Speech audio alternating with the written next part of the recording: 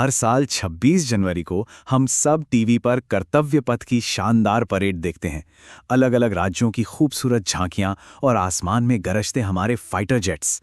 लेकिन क्या कभी सोचा है कि गणतंत्र दिवस का मतलब सिर्फ ये भव्य नज़ारा ही है? चलिए इस बार परेड से थोड़ा और आगे बढ़ते हैं और उस गहरे मतलब को समझते हैं जो भारत के इस सबसे बड़े राष्ट्रीय उत्सव की असली जान है।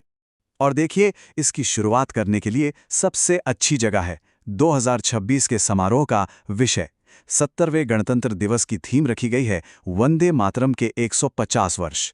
ये सिर्फ एक गीत को याद करना नहीं है, ये उस जज्बे को, उस भावना को सलाम है जिसने करोड़ों हिंदुस्तानियों को आज़ादी के लिए एक कर दिया था।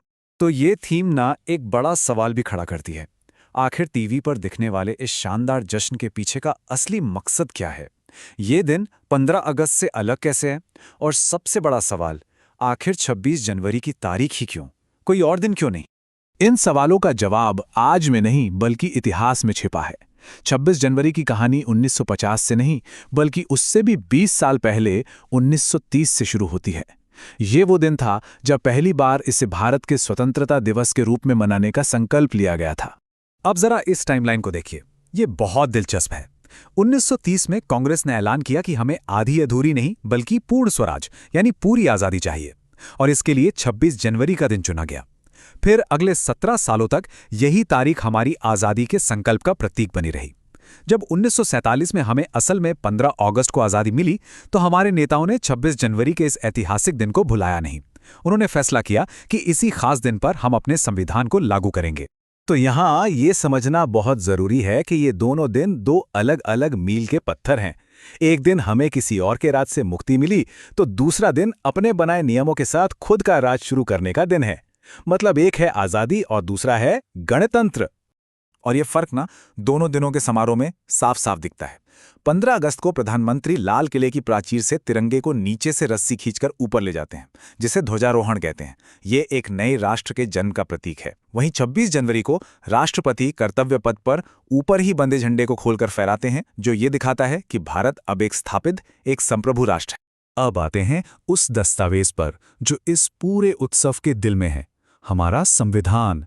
ये सिर्फ कोई कानून की किताब नहीं है, ये हमारे देश की आत्मा है। एक ऐसा वादा जो हमने खुद से किया था। और क्या ये बात कमाल की नहीं है कि भारत का मूल संविधान दुनिया का सबसे लंबा लिखा हुआ संविधान है। और सुनिए, इसे टाइप या प्रिंट नहीं किया गया था।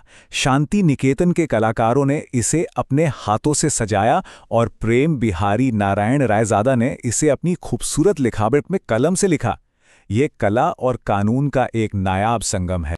हमारे संविधान का दिल, उसका सार, उसके प्रस्तावना में है, जिसे प्रीएम्बल भी कहते हैं। ये वो पहला पन्ना है जो पूरे संविधान की सोच और उसके मकसद को कुछ शब्दों में बयां कर देता है। ये बताता है कि हमारे देश की नींव किन सिद्धांतों पर रखी गई है। ये प्रस्तावना हर भारतीय नागरिक से 4 बड़े वादे करती है। पहला, सबके लिए न्याय।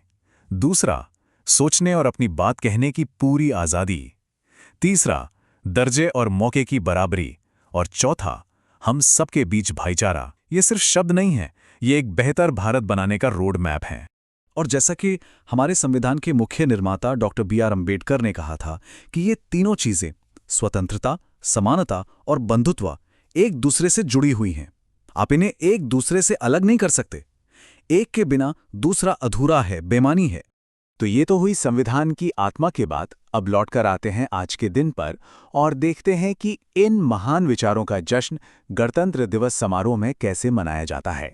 देखिए, ये पूरा समारोह भी एक कहानी कहता है। सबसे पहले प्रधानमंत्री राष्ट्रीय युद्ध स्मारक पर शहीदों को श्रद्धांजलि देते हैं।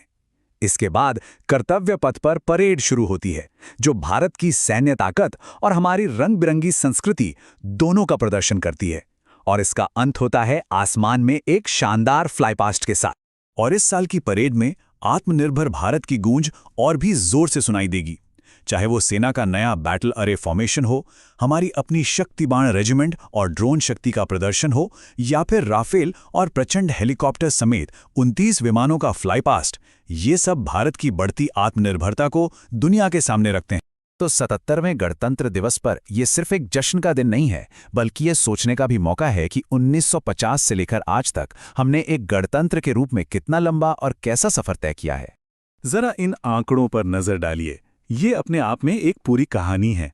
1950 के आसपास एक भारतीय की औसत उम्र सिर्फ 32 साल थी और 18% से भी कम लोग पढ़ लिख पाते थे। आज हमारी औसत उम्र दोगुनी से भी ज्यादा है, साक्षरता 77% से ऊपर है और हम दुनिया की 5वीं सबसे बड़ी अर्थव्यवस्था हैं। ये बदलाव वाकई असाधारण है। लेकिन इस शानदार तरक्की के साथ साथ हमें डॉक्टर अंबेडकर की एक चेतावनी भी हमेशा याद रखनी चाहिए। उनका कहना था कि सच्चा लोकतंत्र सिर्फ वोट डालने से नहीं आता, बल्कि तब आता है जब समाज में बराबरी और न्याय हो। गणतंत्र बनाने का काम 26 जनवरी 1950 को खत्म नहीं हुआ था, वो काम आज भी जारी है। और यही सोच हमें आज के सबसे बड़े सवाल पर लाकर छोड़ देती है। 77 साल बाद हमारे गणतंत्र का भविष्य इस बात पर निर्भर करता है कि हम संविधान की प्रस्तावना में किए गए वादों को हर एक नागरिक के लिए एक जीती जागती हकीकत में कैसे बदलते हैं। एक ऐसा सवाल जो